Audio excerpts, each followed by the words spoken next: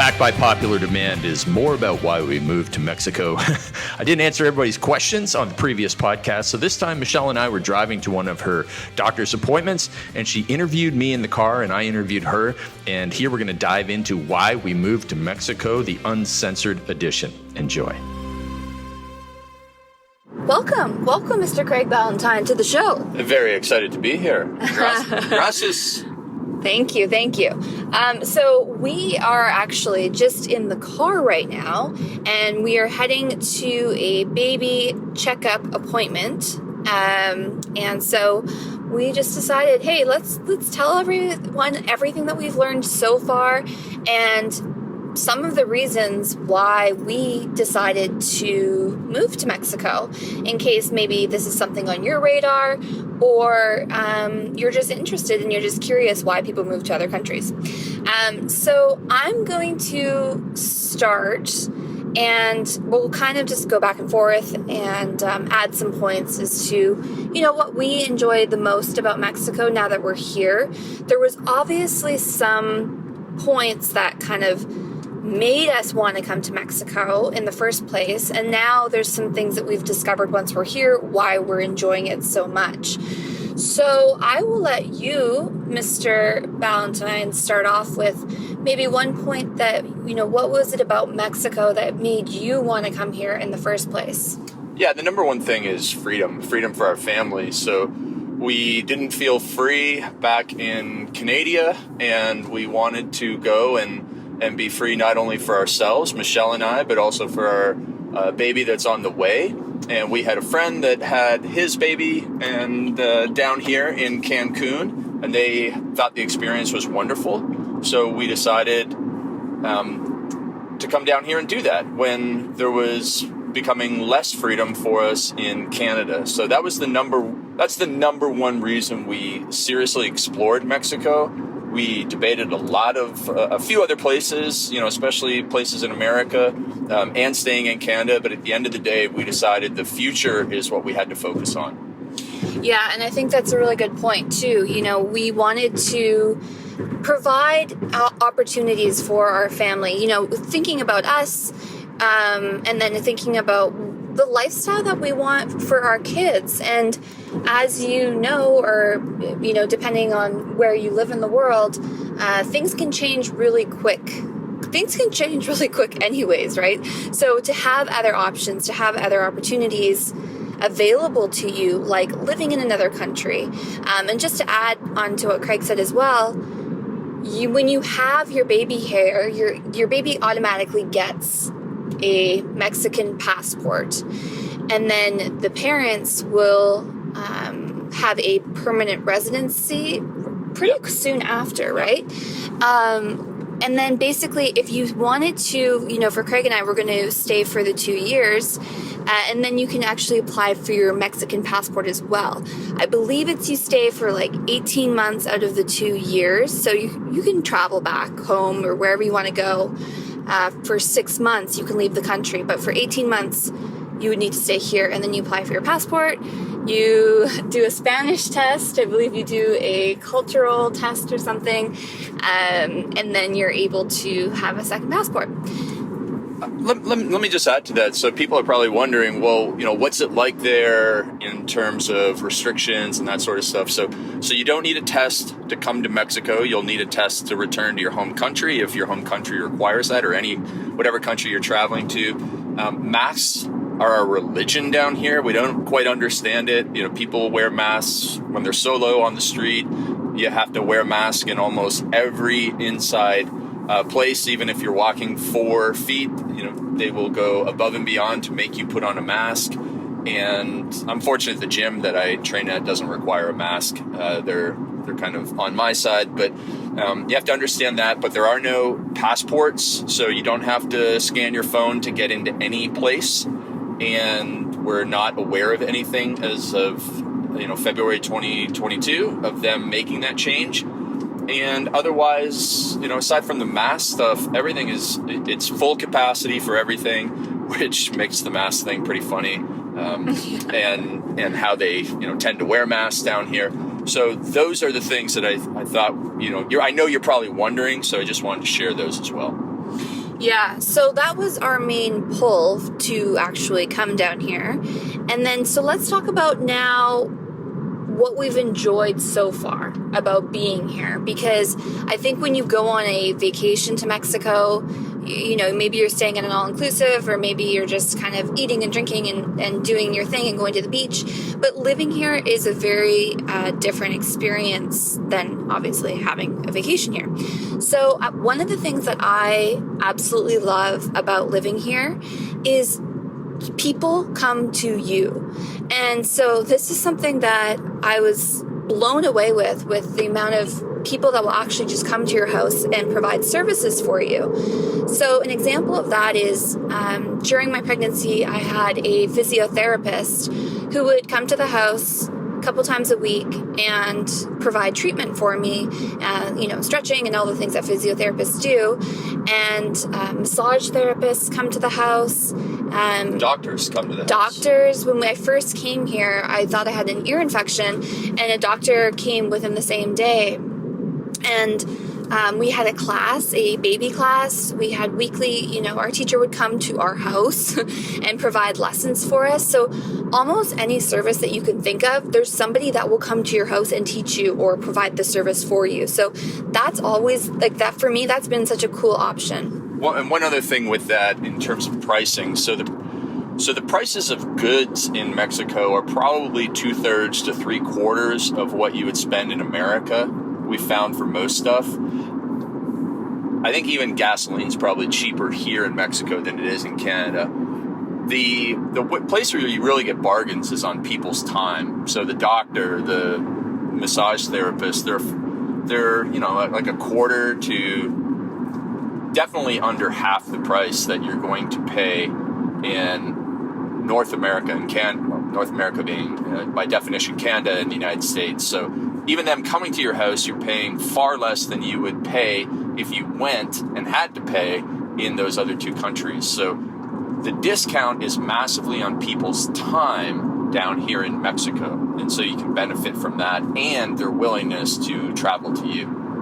Yeah, absolutely. What is something that you've noticed being here that you have really enjoyed, that maybe surprised you, or that you like? Well, I think probably two of the questions on people's minds are going to be, you know, what's it like compared to America? And I would say that, you know, one of our routines is we go to Costco every Sunday. You can go to Walmart. You can, you don't have Dunkin' Donuts down here, but you don't have Dunkin' Donuts in Canada either. But you have Starbucks all over the place. You have a few Krispy Kremes. You have McDonald's. You have so much stuff. And I describe Cancun, where we live, as kind of like Fort Lauderdale. I wouldn't describe it as Miami, although there are a few high-end restaurants that are similar to what you would find in Miami. But mostly it's like being in Fort Lauderdale. And then the other question that's going to be on people's mind is, but I've heard it's dangerous. Are you scared? Is it dangerous down there? And if you compare homicide rates, you know, Cancun's homicide rate is going to be lower than Philadelphia, Detroit, Chicago, New York, LA. Is it higher than Toronto? Yes, but not by much. Is it higher than Vancouver? Yes, by quite a bit. Vancouver doesn't have a lot of homicides every year, which is where we live. But the thing is if you stay out of bad areas, if you stay away from the drug trade, you're going to be safe. Everything's going to be fine in most cases. There's a lot of gated communities down here. Just, you know, I would say that they're just average homes. Where you wouldn't find that in America. Average homes are not in gated communities. You know, higher end homes are. But down here, they do go and put that extra level of security, not just for foreigners, but for everybody that lives here. So whether it's extra, walls around your house, most homes are walled in certain areas if they're not in a gated community. So there's a lot of safety measures, and, you know, provided you don't make any silly decisions, you're going to be thinking that you live in Fort Lauderdale. That's the analogy that I like to use. Something else that I love about Mexico is people are always coming to you. We have probably had 5 people come to visit Mexico, not specifically for us, but just on vacation with their families, or maybe they were going to an event. And so Mexico is a place, it's a destination place, right? It's like people are always coming, and the opportunities to actually be able to connect with people who you haven't in a long time, the opportunity is there, and that's really cool.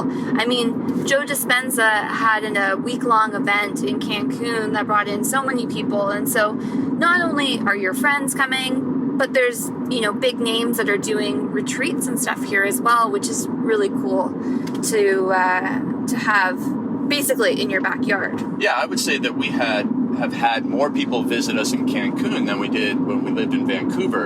And so Cancun would be like Orlando or Miami or Vegas. Like, you're going to go through Cancun at some point in the next 10 years. Like almost everybody goes there for a holiday. And so we've had multiple of my coaching clients say, hey, I'm coming down there for a holiday with my family. I can probably sneak away for an hour, and I've worked out with some. We've met up for coffee with some of them, and it's not too hard to get people to come down to a mastermind event down in Cancun. So it's really been a selling point, and we're fortunate that Michelle's mom works in the airline industry, so she was able to work to come down here and spend some time with us, and get paid to be here, and then go home. So it's really, really cool that way. And we expect so many people to pass through our little area, and it's kind of a hub. And so that side of networking has improved for me personally, but then also just being in a new city, a new location where I don't know anything. I don't know where the best gym is. I don't know where the best massage person is. In Vancouver, I knew all those things. I didn't have to go and ask other people. But down here, it's forced me to go and meet other people who would then show me the options, help me meet other people, and it's forced me out of my little comfort zone where I was totally happy to just hang out only with Michelle. I'm always totally happy to just hang out with Michelle, but now we're actually hanging out with more people by moving away from home than we did at home. Yeah, it's because we're the newbies in town too, yes. Right? And I mean, there's really, if you've never been to Cancun before, we're talking about Cancun specifically. There's really something for everyone here. Where we live is about an hour and 45 minutes from a area called Tulum. Maybe you've heard of it before. But, just driving down the one road, you pass so many different towns. And depending on what your personality is, what you're into, you'll find something for you. There's this area called Port of Cancun, which is about 15 minutes from where we live. And it's a very new, modern area. It's an outdoor mall. There's an SLS hotel, which is more of a boutique hotel, and it's amazing. So if you are into the kind of scene at more of the bougie types of hotels, or if you want to go see a Cirque du Soleil show, all-inclusives, there's tons of these cenotes as well, which is they kind of look like caves, is how I would describe it.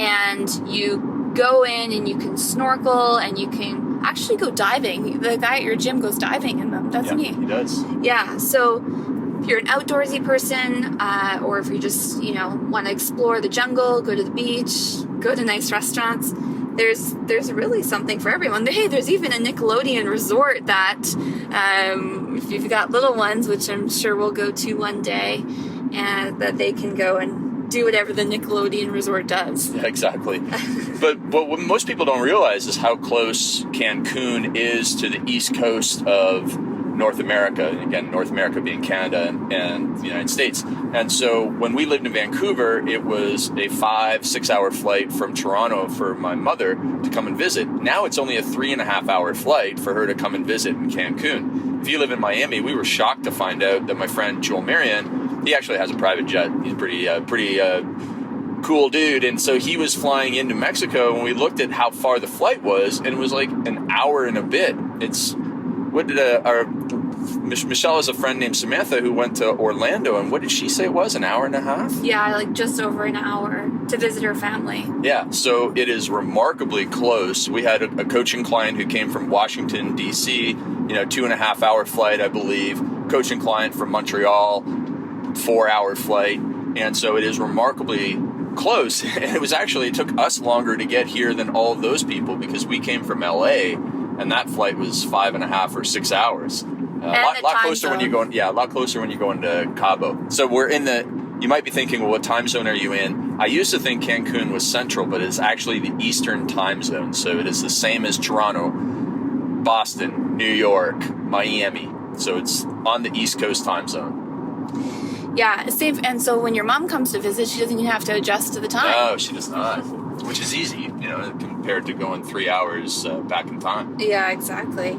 Another reason why you should move here, and probably another thing that you might be thinking you're slightly skeptical of, especially if you have an online business or you do a lot of stuff online, is the internet good? That's a good one. That's a really good point. Is the internet good? Because maybe you've been on vacation here and it's been not so great. And I'm here to tell you that where we live in Cancun, the internet is great. It was better than where we stayed in Huntington Beach. Yeah, that was not good at all.